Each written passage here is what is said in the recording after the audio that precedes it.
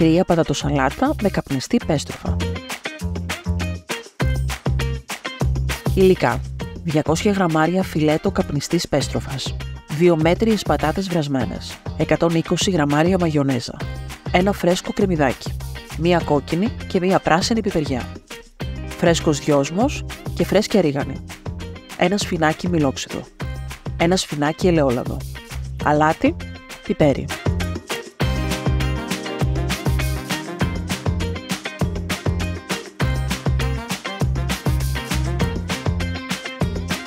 Κόβουμε τις πατάτες σε κύβους.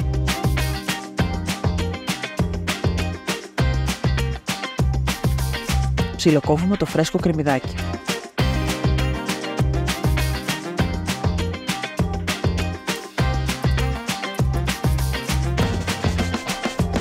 Ψιλοκόβουμε και τις πιπεριές. Αν θέλετε να βλέπετε περισσότερες συνταγές, κάντε εγγραφή στο κανάλι του Φουντουρισμού. Γράψτε μας στα σχόλια τις εντυπώσεις ή τις συμβουλές σας.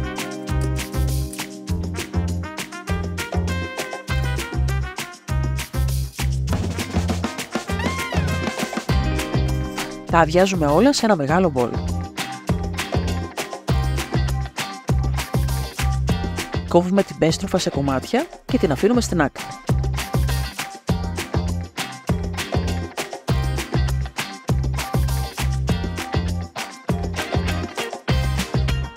Σε ένα μικρό μπολ ανακατεύουμε καλά τη μαγιονέζα, το μιλόξιδο, το ελαιόλαδο,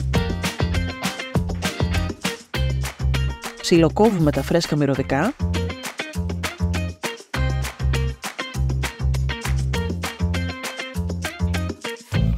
προσθέτουμε αλάτι και πιπέρι.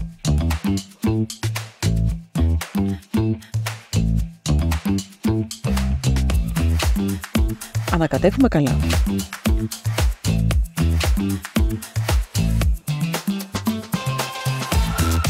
Προσθέτουμε λίγο αλάτι και πιπέρι στις πατάτες και τις πιπεριές.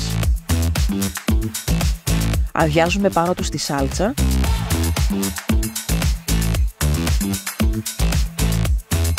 Και ανακατεύουμε καλά αλλά προσεκτικά για να μην λιώσουν οι πατάτες. Βάζουμε την πατατοσαλάτα σε ένα πιάτο ή μπολ. Τοποθετούμε από πάνω της κομμάτια πέστροφας. Αν σας άρεσε το βίντεο κάντε like και αν θέλετε να βλέπετε περισσότερες συνταγές, κάντε εγγραφή στο κανάλι του Φουντουρισμού. Γράψτε μας στα σχόλια τις εντυπώσεις ή τις συμβουλές σας.